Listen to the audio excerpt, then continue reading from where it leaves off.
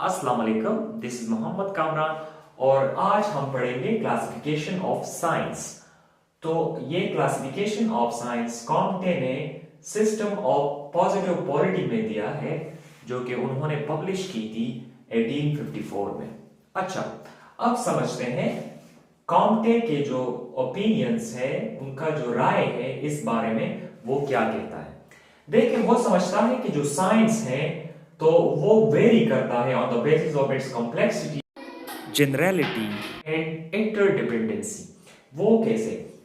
वो समझता है कि दुनिया में जो सबसे पहले साइंस है, ठीक है, वो सिंपल है। फिर जब सोसाइटी जैसे जैसे कॉम्प्लेक्स होती चली गई, तो इसके साथ साथ जो है वो साइंसेस भी कॉम्प्लेक्स होते चले गए। वो समझता है कि कुछ साइंसेस जो है वो दूसरे साइंसेस पे ज्यादा डिपेंडेंट होते हैं, और कुछ साइंसेस जो है वो दूसरे साइंस सब्जेक्ट्स पे जो है वो कम डिपेंडेंट होते हैं। अब ये जो साइंस सब्जेक्ट्स हैं, इसमें एक सबसे पहले जो है मैथमेटिक्स है, फिर इसके बाद जो है वो एस्ट्रोनॉमी है,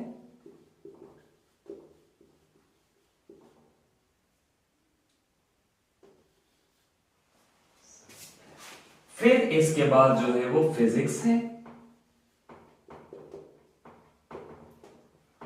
और इसके बाद फिर है केमिस्ट्री, और फिर बायोलॉजी, और the last science is sociology, that is the new one. ठीक है, sociology is the new and the most complex science. समझ आ रही है ना? देखिए, सबसे पहले मैथमेटिक्स है। अगर स्काउट के मुताबिक मैथमेटिक्स जो है इट्स सिंपल साइंस। ठीक है, उस जमाने में लोग जो है वो सिर्फ कैलकुलेशन किया करते थे, on the basis of calculation वो चीजों को समझते थे।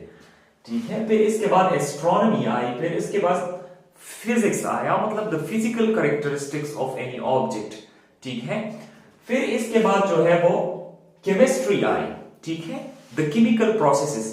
अब ये मैं आपको मिसाल देता हूं कि कैसे सब्जेक्ट्स जो है वो डिपेंडेंट हैं एक दूसरे के ऊपर, जो साइंसेस हैं। जैसे केमिस्ट्री है वो फिजिक्स के ऊपर डिपेंडेंट है। जैसे फॉर एग्जांपल फिजिक्स में हम समझते हैं कि सॉलिड, लिक्विड, गैस, ठीक है, एक फिजिकल ऑब्जेक्ट है, वो तीन हालतों में होता है।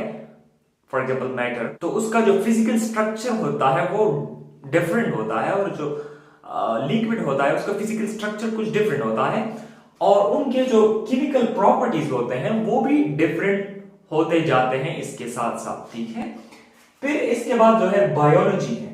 तो केमिस्ट्री और बायोलॉजी, तो बायोलॉजी डिपेंडेंट है केमिस्ट्री पे। ठीक है, वो एक दूसरे के साथ कनेक्शन में है।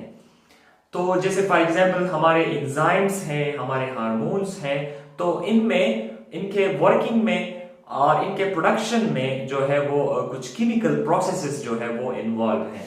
और लास्ट जो है वो सोशियोलॉजी है। जैसे हम समझते हैं कि बायोलॉजी जो है वो it is related to the biological aspects of the human. ठीक है, अगर हम ये स्पेसिफिकली देख लें, और जो सोशियोलॉजी है it look at the social aspect of the humans, social aspect of the individuals. तो ये भी एक दूसरे के ऊपर डिपेंडेंट है। मिसाल के तौर पर एक जेंडर है। ठीक है, जेंडर है for example that is male. ठीक है, उनका जो बायोलॉजिकल स्ट्रक्चर है, from that we guess he और शी इज मेल और फीमेल।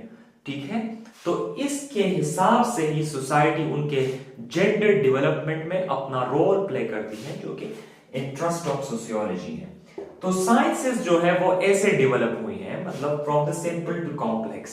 ठीक है, तो इसमें से सबसे पहला जो है वो इस साइड से अगर हम शुरू कर लें, तो the most ancient science that is the mathematics.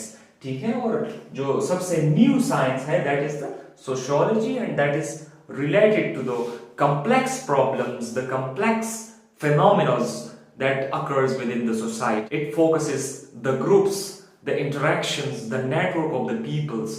So ये इन चीजों को देखती हैं। तो आप याद रखें कि सबसे पहले साइंस जो है दैट इज द मैथमेटिक्स, फिर इसके बाद एस्ट्रोनॉमी है, और एस्ट्रोनॉमी के बाद फिर फिजिक्स है, और फिजिक्स के बाद जो है केमिस्ट्री है, केमिस्ट्री के बाद बायोलॉजी है, और बायोलॉजी के बाद जो है वो सोशियोलॉजी है.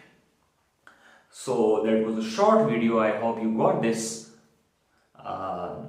Thanks for watching this video. Allah Hafiz.